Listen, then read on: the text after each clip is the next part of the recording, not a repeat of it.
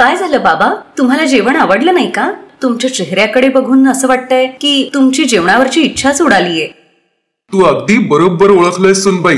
हे जेवण बघून तर माझं मनच उडालंय, पण याच्यात तुझी काहीच चूक नाहीये. तुला येऊन लगभग 2च तर दिवस झालेत. चूक तर तुझ्या सासूबाईंची, शारदाची आहे. आता घरवाल्यांची आवड निवड सांगणं हे तर तिचं काम आहे ना. पण आता तुझ्या सासूलाच काही काळजी नाही तर तुझ्यावर नाराज होऊन काय होणार? मग बाबा तुम्ही मला सांगा ना, तुमच्या खाण्यापिण्याची जबाबदारी आता माझ्यावर आहे. मी तुमच्या खाण्यापिण्याची काळजी घेईन. अहो तुम्ही एकदा खाऊन तर बघा ना. 2 प्रकारच्या भाज्या, पुऱ्या, अजून किती काय काय आहे. पण ह्यांचा जीव मात्र त्या चटणीतच अडकलेला असतो. ओहो, म्हणजे हे सगळं चटणीमुळे होतंय का? म्हणजे बाबांना चटणी आवडते. तुम्ही 2 मिनिटं थांबा, मी लगेच तुमच्यासाठी चटणी करून आणते. मग काही वेळातच ती चटणी तयार करून आणते. हे घ्या बाबा, तुमच्या आवडीची चटणी. आता तुम्ही जेवण करून घ्या आणि मला सांगा तुम्हाला जेवण आवडलं की नाही. आता तू हे विचारलं नाहीस तरच बरं आहे सुनबाई. जशी सासू तशीच सुनबाई शोधून आणलेली आहे. ओहो बाबा, आता सस्पेन्स वाढवू नका आणि सांगा बरं अजून काय कमी आहे ते. कमी कुठे आहे ते? ऍक्च्युली बाबांना मिक्सर मध्ये वाटलेली चटणी आवडत नाही, तर पाट्यावर वाटलेली चटणी आवडते. ओ, पण पाट्यावर चटणी वाटायला तर मला येतच नाही बाबा. आणि त्यांनी एवढा काय फरक पडतो की चटणी कशावर वाटली आहे ते? अगं मी तर चटणीकडे नुसतं बघून सांगू शकतो की ती कशावर वाटलेली आहे ते.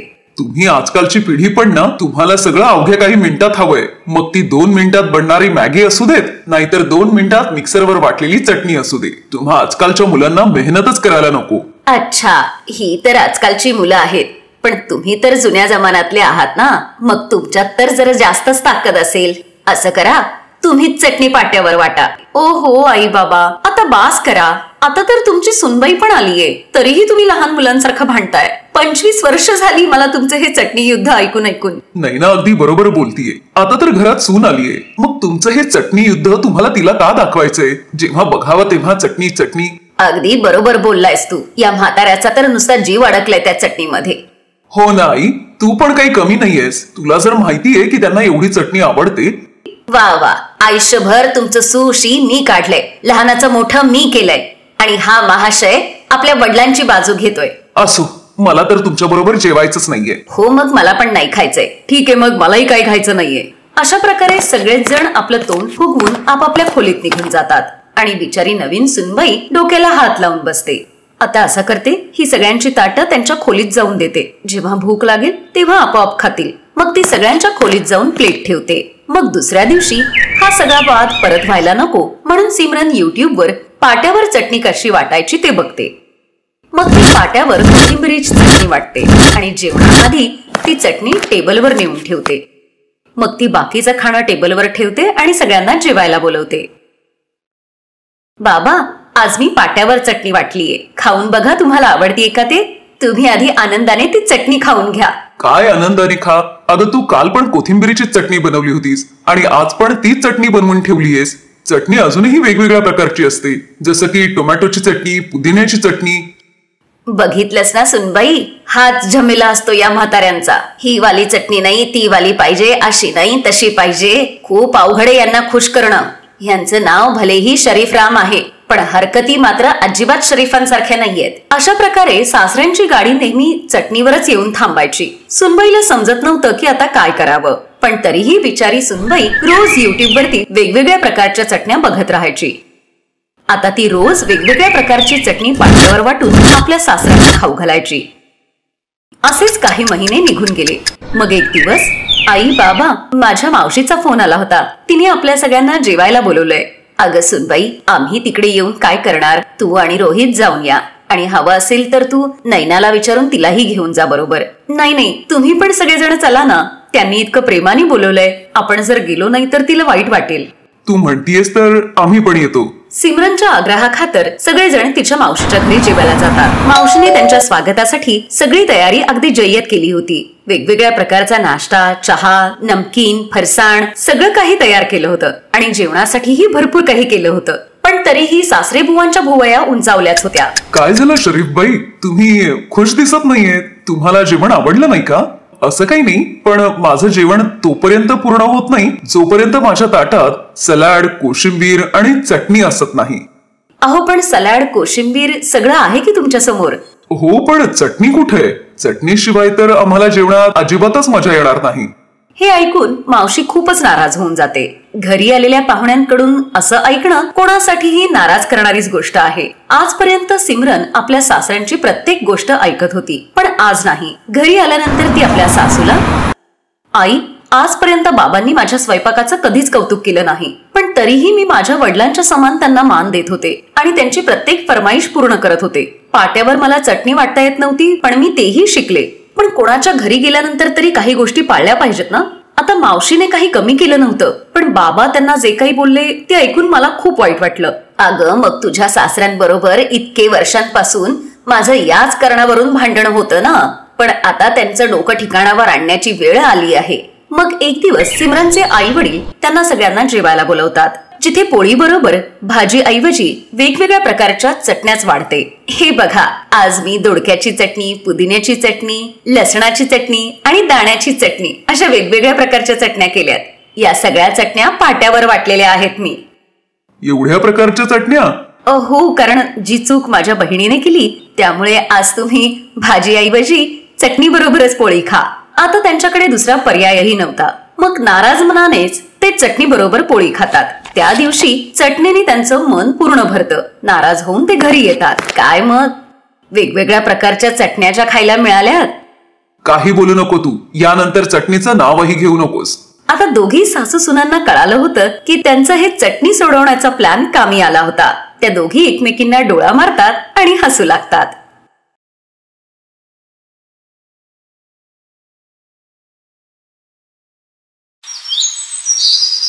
शांती देवीचा मोठा मुलगा अशोकचं लग्न झालं होतं. मोठी सून सुनैना खूपच चांगल्या स्वभावाची होती. सुनैनाने सगळ्या घराची जबाबदारी खूप छान पेलली होती.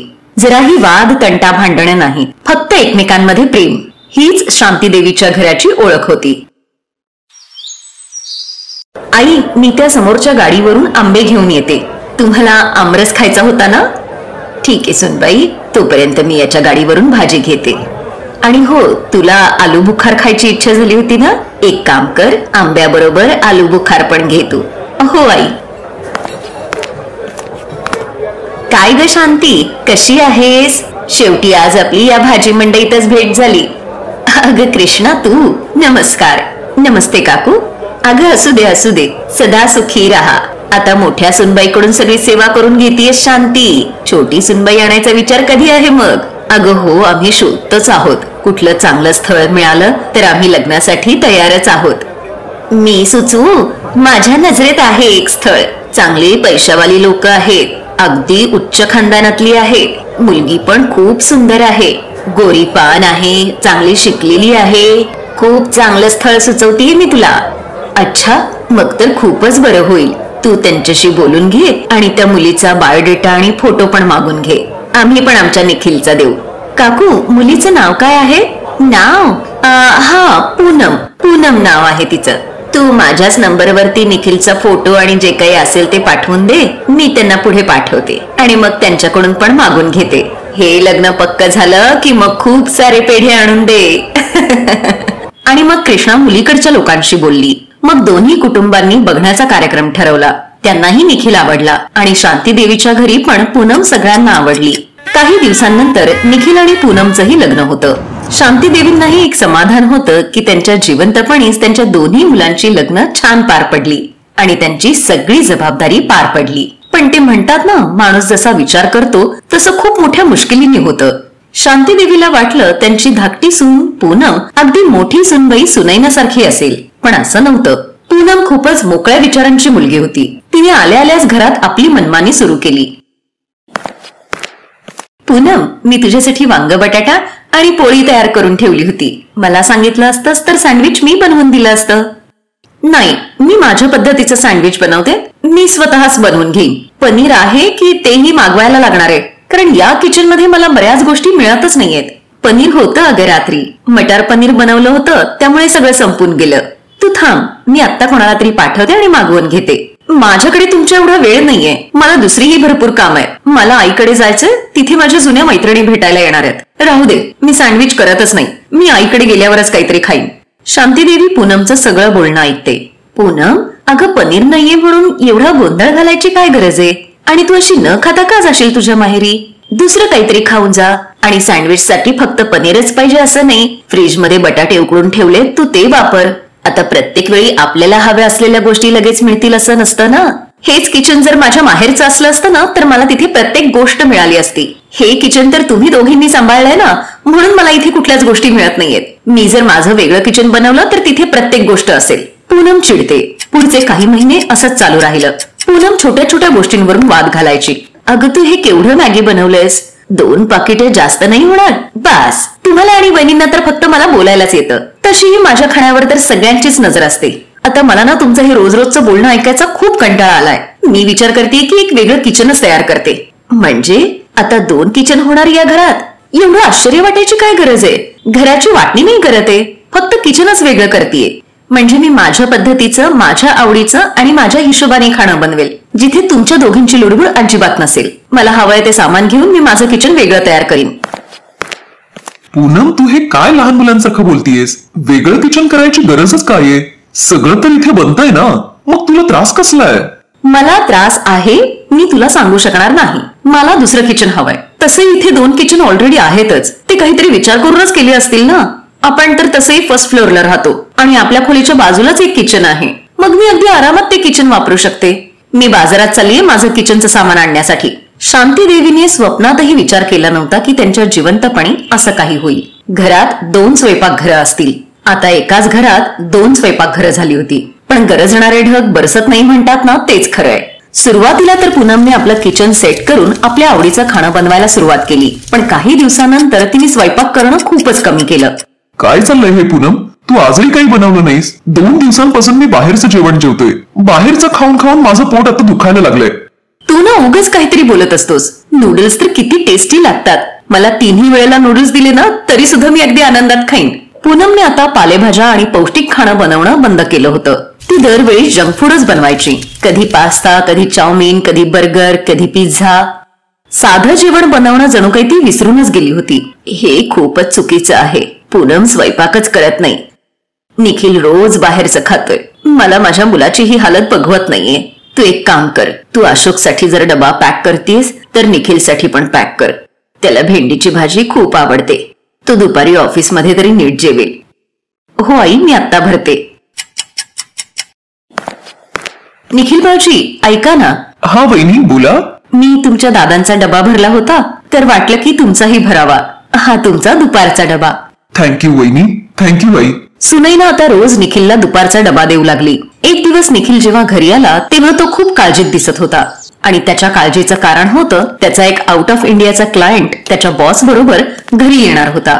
जर तू स्वयंपाकघर वेगळं केलंस तर त्याची जबाबदारी तुला घ्यायलाच हवीये ना. तू जेवण बनवून तयार ठेव. संध्याकाळी माझा फॉरेनवाला क्लायंट आणि माझा बॉस डिनर साठी घरी येणार आहे. पण मी एवढं सगळं जेवण एकटी कशी बनवू शकते निखिल? माझ्याकडून हे सगळं नाही होणार. मी तर फक्त मॅगी, पास्ता, पिझ्झा हे थोडंफार बनवू शकते. बाकी जेवण मी अजिबात नाही बनवू शकत. अगं पण त्यांना घरचंच जेवण आवडतं. पोळी, भाजी, आमटी वगैरे. स्वयंपाकघरात तर मला काहीच दिसत नाहीये. तू तर काही मसाले वगैरे पण खरेदी केलेले दिसत नाहीयेत. कसं करणार आहेस मग? निखिल, आई आणि सुनैना वहिनींची मदत घेऊयात का? सुनैना वहिनी पण खूप छान जेवण बनवतात. अगं तुला तर त्यांच्या हातचं जेवण आवडतच नाही ना, म्हणून तर तू स्वयंपाकघर वेगळं करायचं ठरवलेलंस ना. तुला स्वतःला तर स्वयंपाक करायला येत नाही. आज केवळ तुझ्यामुळे या घरामध्ये 2 स्वयंपाकघरं झालीयत. नाहीतर एक स्वयंपाकघर आमच्या सगळ्यांसाठी पुरेसं होतं. तू बरोबर बोलतोयस निखिल. चूक तर माझ्याकडूनच झालीये. मी अति घाई करून माझ्या सासरी 2 स्वयंपाकघरं बनवली. पण एकत्र राहण्यामध्ये जो फायदा आहे तो एकटं राहण्यामध्ये नाहीये. मला तर तिथे काही कामच करावं लागत नव्हतं. सगळं वहिनी आणि आईच करायच्या. आता मी काय करू निखिल? मी आजचा स्वयंपाक एकटी नाही करू शकणार. तेव्हा शांती देवी आणि सुनैना तिथे येते. त्यांनी यांचं सगळं बोलणं ऐकलं होतं. पूनम, तू काळजी करू नकोस. सगळं एका स्वयंपाकघरात बनेल. तू एकटी नाहीयेस. मी आणि आई तुझ्याच बरोबर आहोत. हो सुनबाई, आम्ही असताना तुला काळजी करायची काहीच गरज नाहीये. आपण तिघी जणी मिळून संध्याकाळच्या स्वयंपाकाची तयारी करूयात. I am sorry I.